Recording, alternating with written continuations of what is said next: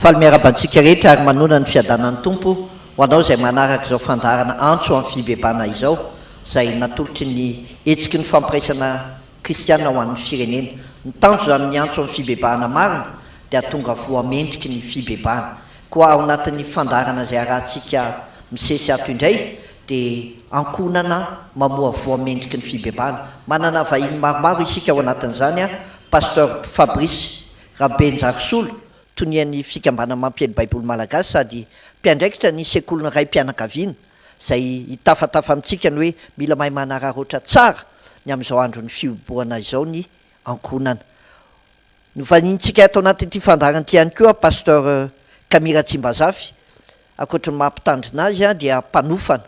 ary miandraikitra manokana ny radio Madagasikara ho an'ny Kristy izay radio voalohany indrindra kristiana teto Madagasikara. Anisan'ny vahintsika ihany koa Andriamatoa Nampoina Mpanabe ray mpianakaviana ihany koa ary Andriamatoa sy Ramatoa Isany tiana fiankinana mivady izay mpiandraikitra ny ministèran'ny mpivady sy ny ankohonana eo nivon'ny fikambana mpiaramaky ny baiboly. Manasanao anaraka anjoy an-tsany izao fandarana antso amin'ny fibebana izao mba hamovo mendriky ny fibebana tokoa ny ankohonana tsirairay avy. Raha tao anatin'ny 5 andro isika izay nanaraka ny fandarana hoe antso amin'ny fibebahana marina dia amin'ity indray mitoraka ity kotsika dia resaka ny hoe ankohonana mendriky ny fibebahana. Ary ny fibebahana marina dia ny fitodiana amin'Andriamanitra indray tsy mihodina 80 degré fa 180 degré ary ny ao anivon'ny tokantrano no mahita an'izany hoe tena ny bebaka marina ty olo ity, tena ny ova marina ty olo ity. Anio dia pasteur Fabrice Rabenjarisolo talian'ny fikambana mampiely baiboly malagasy kanefa tsy amin'izay mahatalian'ny mampiely baiboly malagasy azy zay no andraisantsika azy anio fa mampiandraikitra azy ny sekolon'ny ray mpianakaviana. Sekolon'ny ray mpianakaviana izay anisany hoe manana toerana angizabe ao anatin'izao vanim-potoanan'ny fihibohana izao. Miarabanao pasteur Fabrice. Miarabanao ihany koa Zokami amin'ity anio ity ary miarabantsika tsirairay avy any amin'ny isa-tokantrano manaraka ny fandarana sady manona ihany koa ny fiadanan'i Jesosy Kristy. Tsy mbola nisy ohatran'ity angambany hatramin'izay niainana hoe nanana fotoana be dehibe ny ankohonana vokatry ny valanaretina coronavirus. Ary ny zavatra rehetra dia miara-miasa asoa izay tian'Andriamanitra indrindra fa ho antsika ankohonana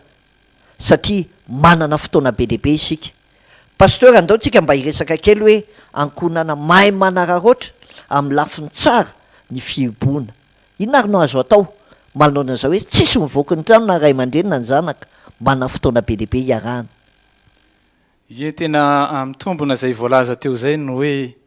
ity dia fotoana anankiray izay miavaka ho an'ny ankohonana ary efa betsaka izay herinandro maromaro no iarahana amin'ny ankohonana dia tahaka ny eona tokoa no hiatrehana ny amin'izay valanaretina izay nitondra ho amin'ny fihibohana fa mampikisaka atsika ho amin'ny fiombonana satria zay ny ao anatin'ny tokantrano rehefa miaraka ny mpianakavy. Saingy tsy mandeha ho azy izy io Zokami satria amin'ny raha herinandro ilay izy dia fifaliana no ateraka izany fa nanomboka nandeha ny tapabolana ary ny ampy indray dia manomboka samy misy fahasorenana indray mety fahatezerana ny sasany fa ao anatin'izay koa nefany dia hojerena mihitsy ny hoe araraoty ny andro azo anovantsò zany hoe ilay fotoana mihitsy fanararaotra hahazoana mampiasa izany amin'ny tsara ho an'ny isa-tokantrano ary dia izay no moa no ampahirizana antsika ifambozarana ihany koa ny amin'izay atahaka ny ehoana no fiainana izany ankohonana mahay manararaotra an'izao avy amin'ny fotoana ny fihibohana zao. Na ny zavatra iray mitondra zavatra tsara eo amin'ny fiainan'ny olona na ny zavatra iray manimba ny fiainan'ny olona ary tahaka an'izany tokoa ity fihibohana ity. Ahoana ary pasteur ny tokony ho atao anararaotana ho amin'ny zavatra tsara satria manam-potoana ny ankohonana mivoaka daholo ny toetra ary misy koa ny totra dia samy hita ao daholo fa ahoana nefa ny anaty tsarana ilay fiainan'ny ankohonana ao anatin'izao. Aza donina fa isika olombelona dia fanahy, saina, fo, vatana dia ireo no andeha ho ampiasaina ao anatin'ny vanim-potoanan'ny fihibohana ka ahitana n'ilay fiombonan'ny tokantrano. Raisiko ny any amin'ilay mahazatra ny rehetra mihitsy hoe ilay vatana ilay tena zany dia izao hoe mila karakaraina izy io ary mila ihany koa mifanampy amin'ny fikarakarana izany a ny ankohonana tahaka ny hoe rehefa mijery ny ray mpianakaviana satria ray mpianakaviana ny tena manoloana ny reny mpianakaviana dia afaka mampiasa teny miabo milaza n'la hoe tena tsara mihitsy nendrika aho nay bikanao fa tahak'izay ny koa ny miantefa any amin'zanaka ary azo atsaraina misimisy kokoa azany ahoana ny kolokoloana azy amin'ny fanatanjahantena tsotra ao an-trano ary iarahana izany endrika anankiray zany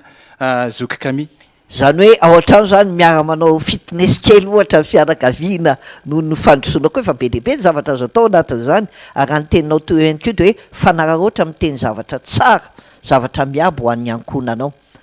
fa mora mandrakariva ve nefa zany araka ny tenenao teo hoe ray volana herinandro mety ihany fa rehefa elaela eo de ahoana ary ny fomba atao mba aizana manana an'izay atao hoe miteny zavatra miabo ho an'ny ankohonana zany manararaotra amin'izao vanim-potoana izao tsy mora tokoa le izy satria raha indray mandeha indroa mety ho vita ihany fa rehefa maharitra satria misy zavatra mety tsy mifanaraka amin'ny eritreritra hita ao anatin'ny tokantrano dia alaim-panahy izy teny hafa zay mifanohatra amin'ilay teny hoe miabo fa fianarana mihitsy ny vanim-potoana tahaka izao satria hamboly toetra tsara ary dindo tsara amin'ny taranaka mifandimby dia izay indrindra no mila izaran'ny saina de mila tenen'ny vava mihitsy izy io azoky kamia satria indraindray ny saina mahavita ihany fa le molotra ny maisatra na mavesatra satria tsy zatra ny teny ary matetika aza ny any ivelany mahazo teny miabo fa ny ao amin'ny tokantrano tsy mahazo izany lasa ministry ny raharaham-bahiny ny akamaroan'ny betsaka fa ilaina ihany keo ny ministry ny atitany mba ny ao amin'ny tokantrano indray mba mahazo an'izany teny miabo sy teny tsara zany ary izarana mihitsy ry izy tokony toy ny hoe za zao dia mila mianatra miteny amin'ny vadiko hoe tsara ianao ry vady malalako tiako ianao fa tsy mandeha ho azy zay ao an-tsaina fa eo amin'ny molotra koa aza indraindray hafa ny voatony molotra rehefa zatra miteny zavatra hafa izy io de averiberina tahak'izay ny koa amin'ny zanaka zany hoe anisany azo atao ohatra zany zao hoe isaka me misakafo de maka olona ray ao an-trano ohatra hoe androany dada de miteny zavatra tsara momba ny dada daholo raha riva indray neny de miteny zavatra tsara momba neny daholo de raha pitso indray zoky zandry zany hoe fanazarana ihany koa zany lay miteny zavatra miabo ho atsika isa-tokantrano akoatrany hoe fitenenana zavatra miabo inona koa pastora ny zavatra tokony ararotiny amin'izao zavatra fihibohana ao nivon'ny tokantrano ho an'isa mpianakaviana izao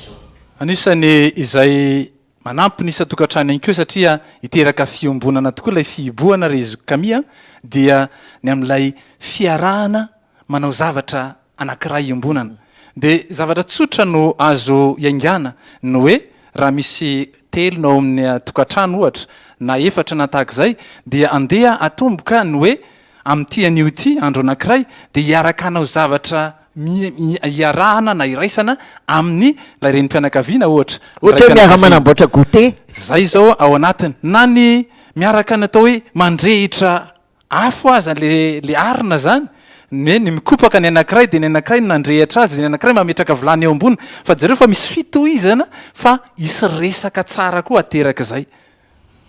zany hoe raha azoko zany ny teneninao de hoe fotoana fanararaotra koa zao tsy hoe ianina ihany de izy rerinao neny ihany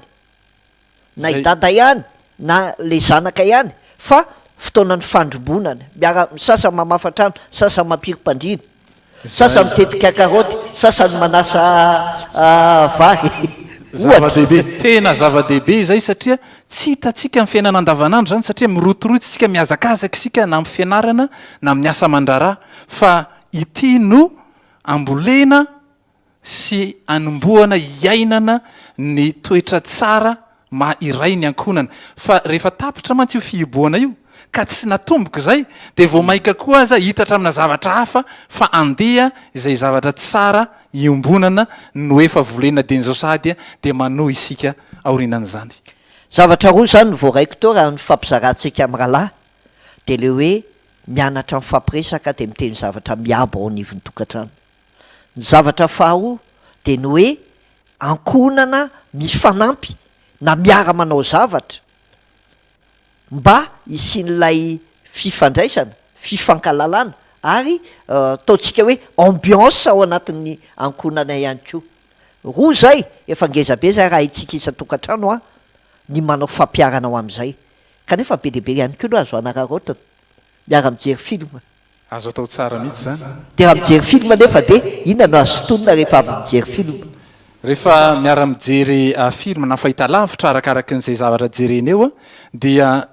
ny anisan'ny tandremana indrindra satria rehefa mijery mantsy de mifantoka any amin'ilay fahitalavitra samy tsisy miresaka fa mila istomana lesona ny zavatra zay niarana nijery teo ka ifanakalozana indray rehefa avy eo ary mianatra mandrakrivana hoe inona no hitanao fa azo ianarana azo atao azo raisina ka ampiarina hahafahana manatsara amin'ny fiainatokantrano samy miteny amin'izay tandrify azy ary tsy misy ambanina na tebahana amin'izay avokany fa raisina ho toy ny hoe manampy ho amin'izay fiarahany mindroso ho an'ny tokantrano a izany a resaka ifanaovana nateraka ny fijerena an'izany filma zany azokami zany hoe manana fotoana be dehibe ny olona mifampijery miara mijery zavatra fa zany rehetrarehetra zany ny tanjo de zao hanamafisana n'le fiainany ankohonana. Inona re tia mpamaramparana amin'ny fandarantsika pasteur akoatran'ireo zavatra telo reo mifampiresaka miteny zavatra miabo, faharoa miara manao zavatra, ny fahatelo de le hoe raha mijery télé ihany na mijery film ihany de arahana fifanankalozan-kevitra sy fampiarana eo anivon'ny ankohonana. Inona no afatrao amin'ny raim-pianakaviananao sady mpiandraikitra ny atao hoe sekoly ny raim-pianakaviana koa anao satria misy koa izany amin'izao fotoana. Anisan'ny manampy atsika tokoa ny vanim-potoana ny fihibohana hahafahantsika tsirairay avy mihitsy a manomboka miavao indray ary raha miteny hoe isika miavao a aza dinoina fa isika dia tsy olon'olona tonga tetỳ an-tany amin'izao fotsiny na nateraka ny fivoarana avy any amin'ny biby na nateraka ny fipoahana anankiray avy amina singa madinika fa Andriamanitra no nahary atsika. Zany hoe ny fiverenantsika ihany koa amin'Andriamanitra ny hoe Andriamanitra izao vanim-potoana lalovana izao de ampianarinao nay hiombona efa vavaka zay zava-dehibe ny fiombonam-bavaka sy ny fiaraha-mivavaka ary azo raisina amin'ny fifandimbiasana koa izany amina teny tsotra atao eo anatrehan'Andriamanitra fa Andriamanitra de miaino ny fivavaka n'izay rehetra miresaka aminy. Zany ihany koa de efa fanavaozana sy fanovozan-kery hiatrehana amin'ny vanim-potoana izay hainantsika ary eto am-pamaranana de zao no hoe mila asiana rivo baovao ao anatin'ny tokantrano. Efa lay rivotra zay tsy fantam-piaviana no atrehintsika ateraky natao hoe coronavirus satria misy tampimbava tampina orona sy tahaka zany de izao hoe andeha rivo baovao amin'izay fiombonana atrehin'ilay Andriamanitra amin'ny isa-tokantrano no tanterahina ka teny manomelanja ary fietsika maneho fiombonana sy firaisana ary indrindra ihany koa fifanankalozan-dresaka ampiasana ny sofina anankiroa sy ny vava anankiray tena manampy zany. Sotranao pasteur Fabrice Rabenjarisolo talehan'ny fikambana mampiely baiboly malagasy ary mpiandraikitra ao anivon'ny sekoly ray mpianakaviana ny vahiny teto. Fampiarana ao atsika ny anivon'ny tokantrano azy ndao mba hianatra hiteny zavatra miabo rehefa miara misakafo de manao tous à la une fandimby dada indray ndao resahana mama indray resaka amin'ny zavatra miabo. Faharoa ndao mba hiaraka anao zavatra ohatra hoe mikarakara goûter miaraka na miara mahandro sakafo na miara mampiritrano. Fahatelo de ny hoe hiaraka hijery film fa inona ny lesona sotontsika eto anivon'ny ankohonantsika ao anaty reny ary ny fahaefatra ihany koa Manararaotra